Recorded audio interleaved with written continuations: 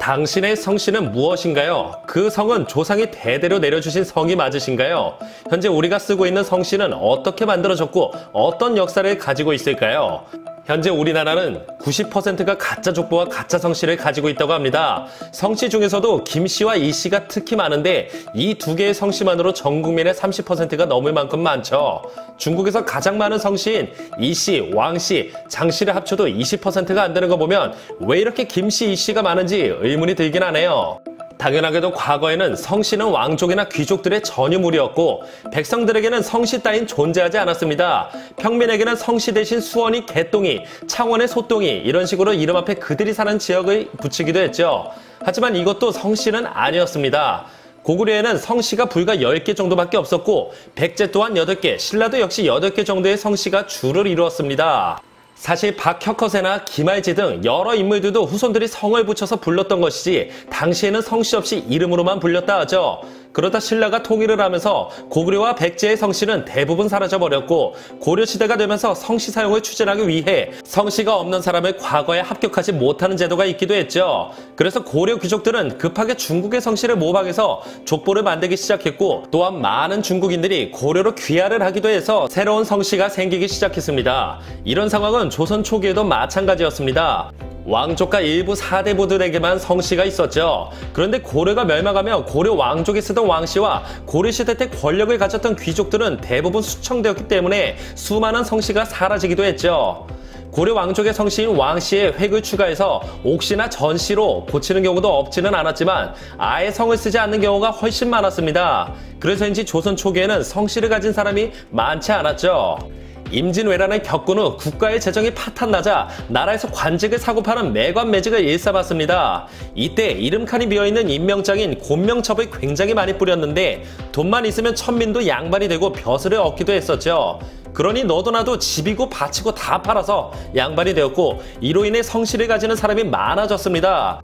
지금 생각해보면 원래 성이 없던 사람에게 내일부터 성을 써야 한다고 하면 대개 새로 만들겠지만 당시 사람들은 이미 존재했던 성씨를 사용했습니다. 그 이유는 양반이 되고 성씨를 사용하려는 이유가 천대받고 핍박받던 백성이나 천민이 아니라는 것을 나타내기 위해서였는데 만약 새로운 성씨를 쓰면 곧 천한 출신이라는 게 증명되었던 것이기 때문이죠. 그래서 당시 가장 인기가 많던 성씨는 김씨와 이씨였는데 18에서 19세기 조선에서 가장 강력한 권력을 갖췄던 성씨라 하면 왕족인 전주이 씨와 세도 정치를 하던 안동 김씨였죠.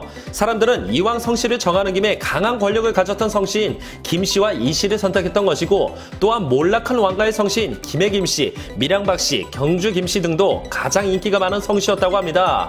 거기다가 이렇게 양반가의 성씨를 산 사람들은 양반 가문이라면 무조건 있어야 할 족보까지 카피하기 시작했는데 어느 한 양반가의 족보에 기록되어 있던 조상들을 베껴 쓰고 그 밑에 자신들의 가족들의 이름을 넣는 방식으로 가짜 족보가 만들어졌죠. 그러다 보니 유명한 가문의 족보를 입수해서 대량으로 찍어내서 판매하는 일당들까지 생길 정도였습니다. 그런데 이런 족보 위조의 행태를 정부에서도 막을 수 없을 정도로 심각해지자 18세기 말부터는 양반들이 스스로 돈을 받고 자기 족보에 이름을 올려주는 기현상까지 나타났죠. 사태가 이렇다 보니 오늘날 한국 사람들은 모두가 족보를 가진 양반가의 자손이 된 것이죠. 임진왜란 이후엔 17에서 18세기의 조선은 양반이 5%밖에 되지 않았고 그 외에 중인과 평민, 노비층이 95%에 육박했으니 현대의 사람들 중에 5, 6대 이상의 조상이 진짜 자신의 조상의 확률은 10%가 안 될 정도라고 합니다. 또한 이런 경우도 있었는데요. 어느 한 지방에 가난한 양반이 있으면 그 마을의 백성들이 그 양반에게 돈이나 양식을 주면서 같은 성씨를 쓰게 해달라고 부탁하기도 했죠. 심지어 마을 주민 전체가 의기투합해서 다 같이 같은 성씨로 통일한 경우도 있었습니다. 게다가 노비들이 면천되면서 주인이었던 양반의 성씨를 쓰기도 했는데 그리고 갑오개혁으로 인해 신분제가 폐지되면서 안동 김씨의 한 권력가의 노비 300여 명은 모두 주인과 같은 안동 김씨를 사용하기도 했죠. 이러한 이유로 우리나라 시골에는 유독 집성촌이 많은 이유이기도 했었습니다. 이런 식으로 양반과 성씨, 족보를 산 사람들이 확 늘어나기 시작하면서 17세기 후반에는 조선 인구의 20%가 성씨를 가지게 되었고 19세기 후반에는 70%가 넘는 사람이 양반이 되어 성씨를 가졌죠. 그런데 왜 굳이 비싼 돈을 주고 양반과 성씨, 족보를 샀을까요? 그건 예전부터 천대받고 무시당하는 천한 신분으로부터 벗어나고 싶은 욕구가 가장 컸습니다. 돈은 많지만 신분적 한계 때문에 핍박받고 개무시당하는 경우가 많았던 것이죠. 또한 족보를 가지고 있으면 군역을 면제받기도 했습니다. 그러다가 1909년 일제는 민적법을 실시했는데 당시 경찰들은 각 집을 돌면서 모든 조선인들에게 성씨를 물어보고 다녔고 성이 없는 사람들은 내키는 대로 원하는 성씨를 사용했죠. 이때부터 전 국민이 성씨를 가지게 되었습니다. 이때도 가장 인기가 많던 성씨는 김, 이, 박, 최, 정씨였고 한자를 잘 모르던 백성들은 한자의 획을 한 번 더 쓰거나 덜 쓰거나 해서 이상한 글자를 쓰기도 했죠. 그리고 불과 100년 전인 1921년에 조선의 간호 선교사로 왔던 엘리자베스 스웨핑은 말을 타고 전라도 일대를 한 달 동안 여행을 한 적이 있는데요. 그녀는 이번에 만난 여성 500명 중 이름이 있는 사람은 10명뿐입니다. 1921년 조선 여성들은 큰 년이 작은 년이 개똥어멈 등으로 불립니다. 이들에게 이름을 지어주고 글을 가르쳐주는 것이 저의 가장 큰 기쁨입니다. 라고 했을 정도로 이름도 없고 성씨 또한 없었죠. 하지만 현재 대한민국의 모든 사람들은 성씨를 가지고 있는데요. 2015년 한국 성씨 인구 조사를 보면 김씨가 약 1070만 명, 이씨는 약 730만 명으로 두 성씨의 합은 1800만 명에 달하며 대한민국 전체 인구 중 35%가 김씨, 이씨라는 것으로 무시무시하게 많죠. 또한 우리나라 전체 성씨는 2000년에는 728개였는데 15년 동안 귀한 외국인들이 신규로 성씨를 등록하며 2015년에 조사한 결과로는 5582개라고 하죠. 여담으로 가깝지만 먼 나라 일본 또한 거의 성씨 없이 살다 1868년 메이지 유신 이후 성씨를 만들게 되었는데 조선은 잘 나가는 양반 가문의 성씨를 따라했는데 반해 일본은 독특하게 성씨를 지었죠.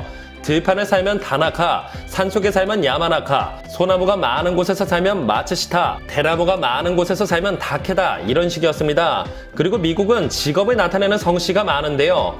대장장이는 스미스, 농부는 파머, 석공은 메이슨, 잭방사는 베이커, 방앗간 주인은 밀러, 나무꾼은 부시 이런 식으로 성씨를 지었죠. 현재 일본의 성씨는 12에서 14만 여종으로 세계에서 성씨가 가장 많은 나라 중 하나이고 중국의 성씨는 12,000에서 13,000종이 있으며 미국 성씨 역시 수만 가지나 있습니다. 그에 비해 우리나라의 성씨는 5,568개로 굉장히 적긴 적죠. 구독자님들의 조상들은 양반이었나요? 노비였나요? 지금은 다 쓸데없는 이야기이지만 재미삼아 해본 성씨에 대한 이야기였습니다. 영상을 봐주셔서 감사합니다. 더 재미있고 유익한 영상으로 다시 찾아뵙겠습니다. 구독과 좋아요 꾹 눌러주시고 댓글도 부탁드려요.